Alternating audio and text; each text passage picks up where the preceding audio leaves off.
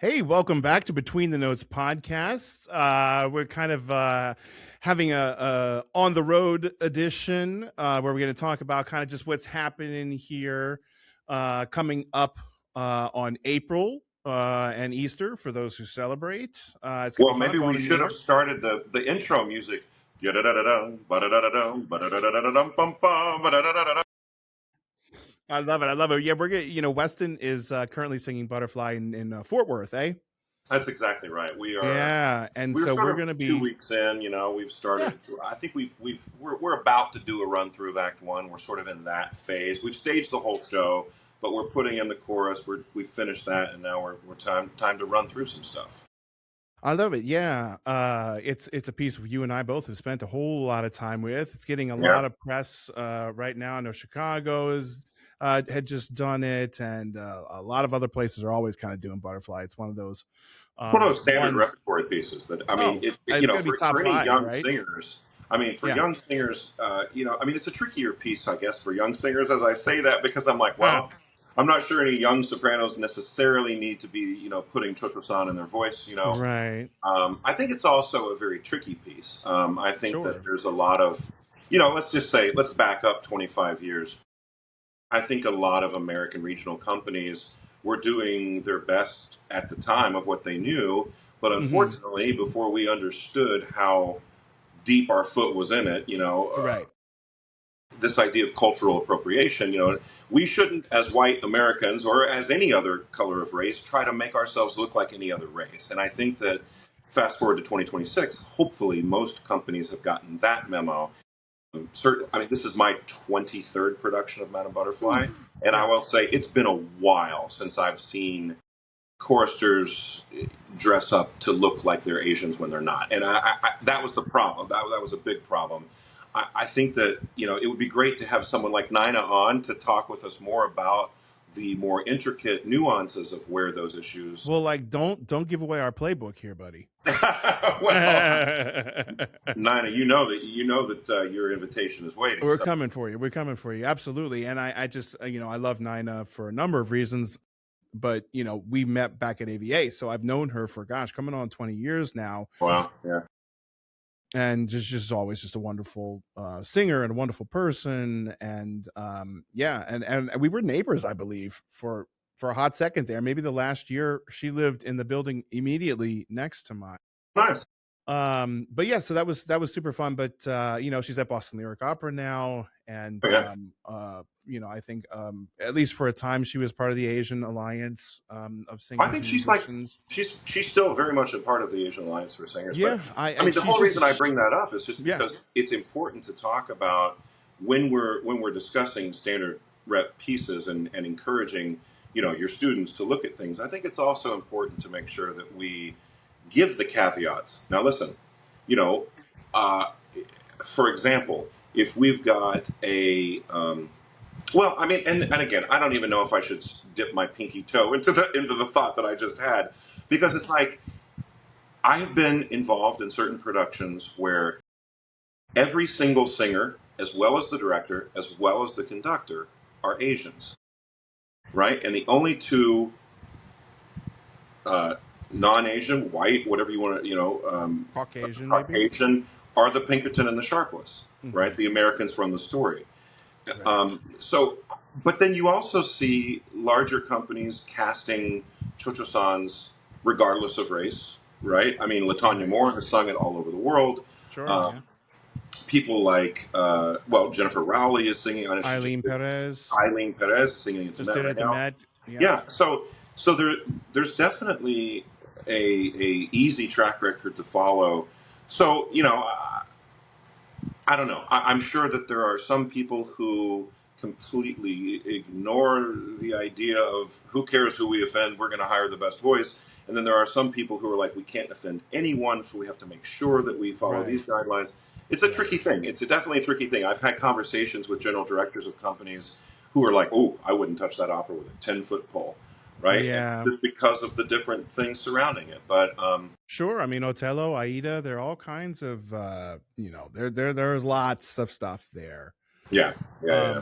And I think at the time that they were, that these pieces were written, they were trying to do what we're trying to do today. They were trying to be inclusive. They were trying to write and about a culture that people weren't flying around on airplanes in Puccini's time. You know what I mean? It's like, so Well, this they is were true. giving like a kind of idea of these. They were playing with the Eastern harmonic and modes and things that are very different than what you would hear in a standard Puccini kind of thing.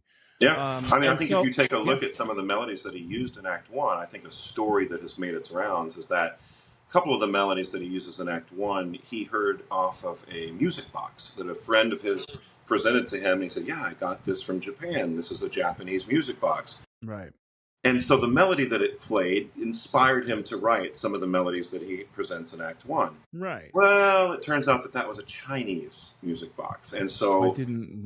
This story I do not know. yeah, and so there. I mean, there are things like that Yeah, where I don't think he intentionally tried to, sure, do sure. anything that was incorrect. But yeah, I think fast forwarding when certain operas are still a part of the standard canon, there are certainly large groups of people who can be offended by the representation of their culture misrepresented, I should say, right? Right. Well, it's interesting that you bring that up because I just saw as our cultural, kind of current events episode Yeah, that we're doing right now. I saw online a meme that was like, so is it Turandot or Turandot? And so apparently the original thing is from Persia, and it was Churandoch, like with the right. T. So the T, saying it with the T is actually closer to what it really was, and that's what they tend to do when they say her name in the show. But I didn't know that. And then again, it was Persian, but it wasn't necessarily so far east to where they as it's. I guess the point is that the what we generally see is something very Asian, like kind of in that and this tale, but it actually is a Persian tale originally, so not quite I that saw that far same video. east. We should Yeah, try to find that video and link it in the description we for totally this should. video. But yeah, Yeah, so I mean, I check that love, out. there's a lot of information that's put out there, some of it accurate, some of it not, but still all interesting and worth, kind of having a chat about. And I think we're going to do at least one of these a month, right? Where we just talking about what's going on in our lives, what's going on in the opera world in general. So yeah, so tell us, I'll get into getting back off of spring break, but I want to hear more about what's it like to be in Fort Worth right now. Well, it's interesting. I at one point in time lived in the Dallas on the Dallas side. The Right. I came to DFW visit you there, area. actually, I think. And that's exactly right. You did Yeah. in 2010. You came, and I remember you How had can you just remember met your wife. this? I Right. remember Right. because you had just met your wife, No, and you that's came to true. visit me, and you spent the majority of your time on Skype in your bedroom. And I was like, "Who are you talking to?" Well, Oh, this it was Greek tricky woman, because she was Irini. in Oh my Greece. God, she's Yeah. so amazing. She was in Greece, and so we only had a small window where we both be up at the same time. That's true. I remember that now. Yeah. That's right. So anyway, my point is that I'm very familiar with the Dallas side of life, and every once in a while I came over to Fort Worth, but it was usually just for like a very brief thing, checking out a restaurant or something. So to spend 4 weeks over here has been really. I mean, I've only been. I'm halfway through, I think. Actually, not even halfway through yet. But it's an interesting dynamic because I'm from Houston, and I will say that in general, Houston is a pretty blue collar city compared to a white collar Dallas, and Fort Worth brings so much culture. There, Mm, it's interesting. We rehearse. Fort Worth Opera rehearses in the basement of a mall that's called La Gran Plaza, and okay. it's sort of south of downtown, off of 35. Hmm. And this mall is unlike any mall I've ever seen before in my life. I will tell Wow. you that like every store is everything is in Spanish. It's all in Spanish, and Mm-hmm. I would say that 99% of the um, uh, what do you call people who go buy things at places? the Customers. There you go. I don't know why I was trying to think of a fancier word. Yeah. It, Patrons. I don't know. Patrons, Yeah. sure, yeah, there you go. It's all from that clientele? Hispanic culture, you know. I mean, and Yeah. then inside the mall, there is another little section called El Mercado, and in there, I mean, you quinceañera gowns and Yeah. Wow. sequin dresses and the Yeah. whole they've got probably, I mean, I don't even know how many stores. If you're looking for cowboy boots or cowboy hat or any Sure. kind of Western wear, or, you know, all Does of the Fort Worth ever cross drop your your mind? mind. I tell you Yeah. what, Right. man, we have I love found that it. it's like this beautiful, beautiful balance of like, I don't know if you want to call it nouveau riche, but I think that Fort Worth is currently like the 11th or 12th largest city in the United States. That's how much it's grown Wow. just in like the last 10, 15 years. So there's this really cool balance of like, if you're looking for like hole in the wall Tex-Mex that, or just Mexican food that you have never Yeah. heard of, not chains, just like super, super mom and pop kind of places, there's Yeah. that. On the flip side, you can go over and find your Lululemon stores and your, you Oh, know, sure. all the things, right? I mean, I So think my first taste of like all those designer stores was the mall in Dallas. I remember oh that yeah, mall on the north side. That North Park Mall in Dallas It's is very just like, nice. whoa. Shoo shoo foo foo. Okay. It's very nice. Yeah. But yeah, I will say like staying over here on this side of things, it's you know the two cities share an airport. So the way I look at it, and maybe this is wrong, because I'm sure that Dallas and Fort Worth combined are now larger than Houston. But it feels like geographically, the DFW Metroplex is similar to what Houston is, with now Mm, that they've got the three loops in Houston. You know, you've got all the you know. So anyway, um, it, if you just stay in Fort Worth, it doesn't feel like a very big city, and if you just stay in Dallas, it doesn't feel like a very big city yeah. as far as like commute times and so forth. Hmm. Living up to the weather of Texas being crazy, we've Sure. already had like 40-degree evenings and then 96-degree afternoons and Right. everything in between. So that's been fun. But like I said, the rehearsal process has actually been going really, really, really well. Excellent. We've completely staged the show. It's actually a pretty great room to sing in. So oftentimes Good. rehearsal rooms can be dead or like an acoustic that when you're trying to sing out and feel great. Right. Certainly, if you've never done the role or if you've only done it once or something, you want to get a feel for it during the rehearsal process. And sometimes when you're in a rehearsal room that has like low drop ceilings or like kind of a dead Right. acoustic, you can be like, whew, what am I doing? And then you get into the theater, which is like super wonderful to sing in. It's like, oh, this feels totally different. I have to rework everything. This is actually a very nice room to sing in, which has been good. Good. That's All the great. people involved in the production, the conductor, the director, the cast itself, the chorus, everything is great. So That's I'm awesome. excited to bring this to Bass Hall here in a couple weeks, April 10th and 12th, just two performances, but we got a Mm. Friday night and a Sunday matinee. And we are in Bass Hall, which, if you've never been to Bass Hall, it is a gorgeous, gorgeous hall downtown in Fort Worth. I think the last time I was there was to hear Joyce DiDonato's recital, which was fantastic. Sure. Um, so, yeah, anyway, that's a little update from me. I love Um, it. how's everything going with your like tenure track pursuit there at IU? Yeah. And I know you just came off of spring break, so now this week you've started back. Right. Right. And that was I mean, it was fine. And I was kind of ready to get back, in the sense, not that I was ready to leave home, but I'm Right. kind of one of those guys that's like, okay, well, I gotta, there's still 4 weeks left to go. Let's just go and get this done. And then we can start summer in earnest. But yeah, no, it was fun. I had the Beethoven 9 down there with Louisiana Philharmonic Orchestra. Irini and I sang the soloists for that, the tenor and soprano soloists. We had a lot of fun. It was been a long time since I'd sat up on a stage with an orchestra and a full theater full of people, and got there and just kind of did my thing. And that was all of the things. It was scary, it was exciting, it was whatever. But yeah, it was Whatever. I did it, and it was a big victory. I'm not sure how soon I'll do something like that again.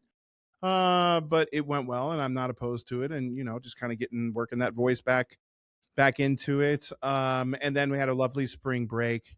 home, and the weather was nice, and sit there out in the back and grill up for the family and chill with the dog, and everybody was super great. And then I got back here, super ready to go, and then it was almost like everybody was still hungover from not I shouldn't say Not that, literally, but but not literally hungover, but everybody made the most of their spring break, and my students, and maybe it bled into the week after spring break, because I had many cancellations of people who just their throat was hurting, their voice was tired. I shouldn't even say that though, because honestly, they had a big week of singing Hoosiers, which a number of my lower classmen music ed majors are in that, and there's just a lot. It's a lot of that's rehearsals, like a show choir, right? It's a show choir, so you got to get the moves right, and the thing. It's a lot.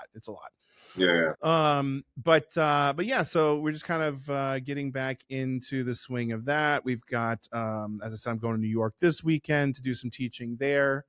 And then we've got recital hearings, and I've got a master's student who has a recital to give, and we've got upper divisionals, which is just kind of like the sophomore barrier, as it were. And then a couple of singers who have to do just freshman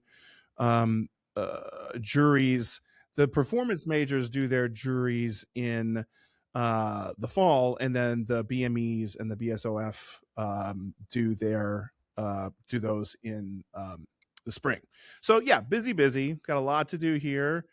Well, I'm sure Gearing you're up. not Yeah. alone as far as faculty members on universities across the country whose students, when they come back from spring break, are a little still wishing they were still on spring break. I think that's Sure. an epidemic of mass proportion. Yeah, absolutely. But yeah, looking forward to the summer. So we have our IU program that's going to happen. We got all the numbers in here, and so that's going to happen. That's kind of the end of Talk a little bit June. about what that is. I mean, I know that Sure. Yeah. this is like the So first time that you're doing it, right? yeah, it's the first year, certainly since pre-COVID, that IU has had any kind of summer vocal music program. Right? They have summer classes. There's an opera workshop that runs in the summer. There's all kind of stuff. But this is the first time in a long time that we've actually had what we are calling the Jacobs School of Music Summer Opera Intensive. Nice. So this is a 3-week program where singers come and get voice lessons, drama coachings, diction classes, plus coachings, master classes with different faculty members, and then a solo recital, so concert. I'm sorry, arias and songs that they sing, and then we top it off with a scenes recital, where everybody gets to do a scene or two there. What more could you want?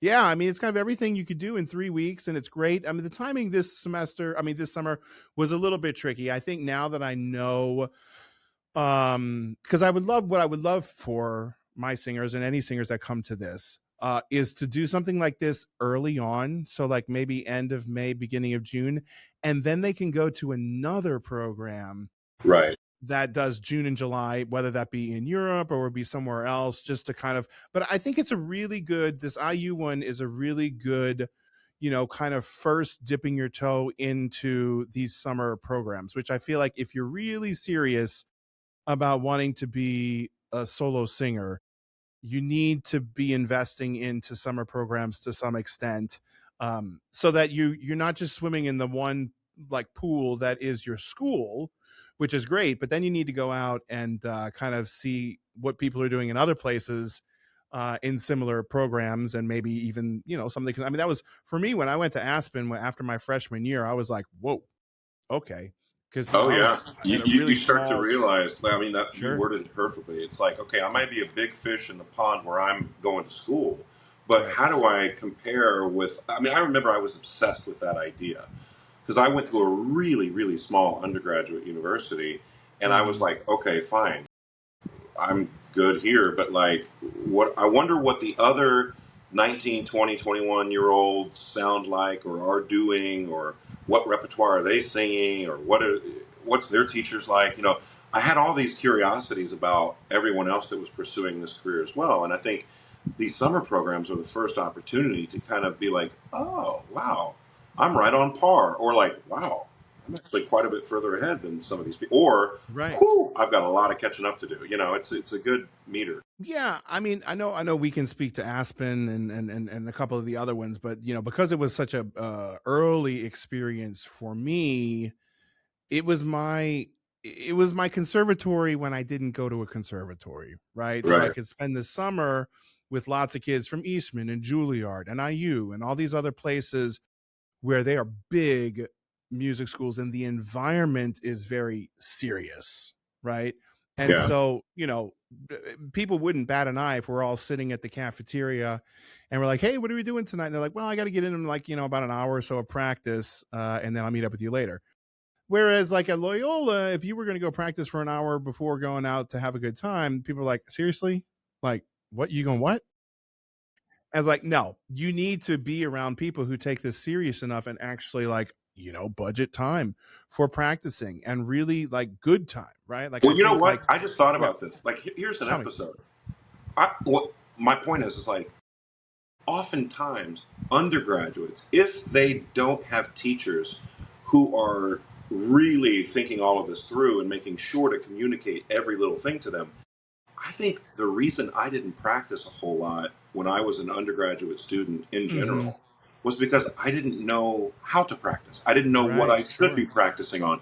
I didn't know what was enough. How long do you practice on this one thing before moving on to the Right. next thing? And what Right. are those things that you're supposed to be practicing? So Well, I yeah. think maybe we Yeah. do an episode, how to practice, all about the I practice. love I love that. I know that we have a lot of the same ideas, and I think we'll have a couple of different things that we can also share with people. And like a lot of my practice habits came from piano and trumpet, right? And like I Well, was yeah, doing sure. that kind of stuff before I was a singer, so I'd kind of developed some pretty good habits. But I certainly once I got into singing because you can practice piano for 2 hours. If you sing for 2 hours, you might be a little bit raw. Yeah, a You little might be bit. a little bit raw at the end. So you have to get really economical and streamlined about how you're going to budget your time. What you're going to do. I think something that I certainly neglected as a younger singer was a decent warm up. Quite frankly, Oh, yeah. I How do just you was warm like, up? How do you? okay, yeah, I'm ready to go. Here, hold on, I got a sip of Starbucks. Right, right, right, right. Yeah, I'm ready. Let's go.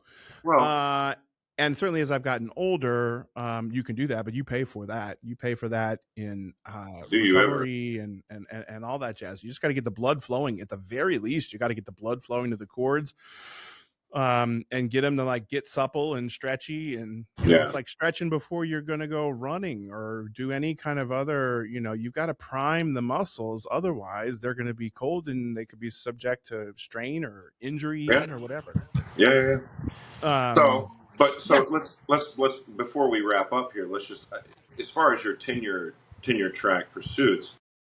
Traditionally, you've got your creative activity slash research, you've got your teaching, and you've got your service. Correct. How are things going for you in those three categories? Yeah, I mean they're going well. I mean, creative activity and performing. Did the Beethoven 9. I did that concert last summer. We've got this podcast, which is great, and I love doing it, and it's consistent. That's probably more my lane than writing some kind of article or something about that. Sure. I mean, I think for classical singer or something like that, yeah, maybe more than like Journal of Singing Math or or whatever, yeah. something. Yeah, things where they get really kind of in the research, We'll stuff. let the Nick Pernos and the Ian Howells.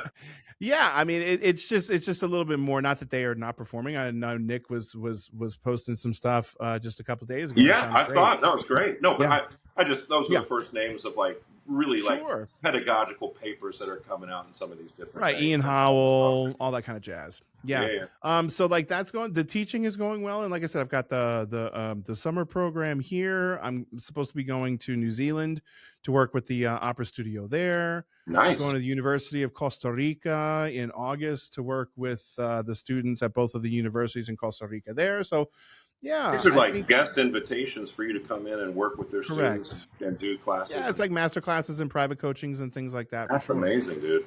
Yeah, it's super fun. I've never been to New Zealand. It's a long way over there, but that's why I'm going to stay for like 13, 14 Oh, well, I days. have to talk to our buddy Simon and Neil.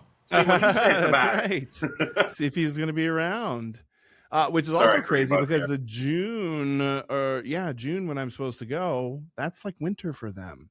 So Right. that's It's all weird. flipped. Yeah. Yeah. Yeah. Yeah, Yeah. I got to make sure to bring my long pants and my jackets for all that Right. jazz. But Right. anyway, so yeah, and then we're looking to go forward to going to Costa Rica, another place that I've never been, to work with the singers, there. But yeah, no, all And have they pretty. assigned you to any kind of committees or anything yet for your service?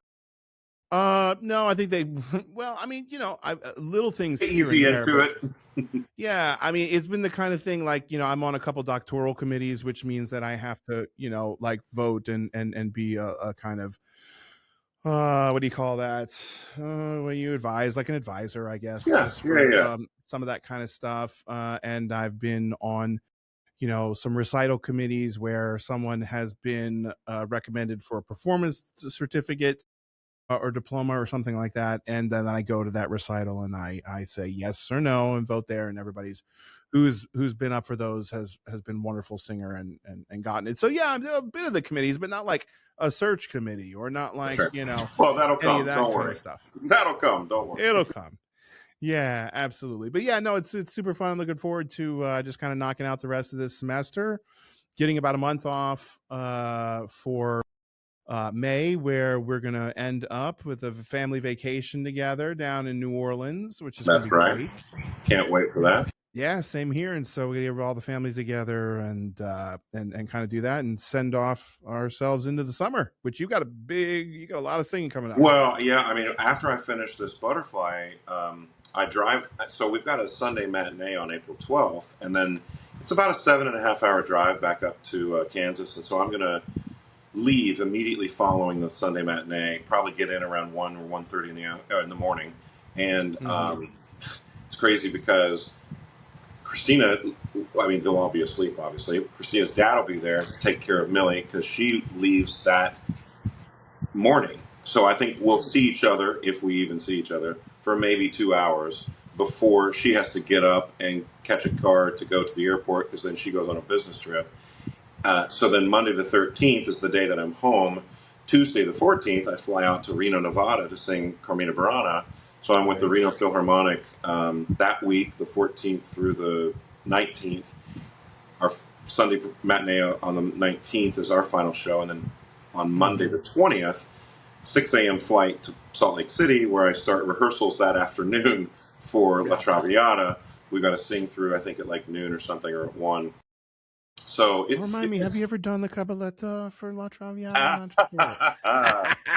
Non potrai rimproverarti. Yeah, I do.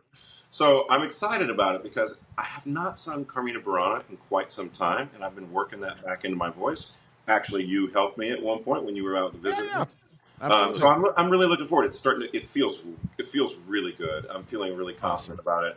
And of course, getting to return to Traviata. I think this will be my 20th production of Traviata with Salt Lake. So that'll be and it's my debut with Utah Opera. So I'm looking forward to seeing and meeting and performing with them. And then I get done around late May. Then I go home for a little bit, and then we go to New Orleans to join you guys at the VRBO that we've rented, which is so exciting.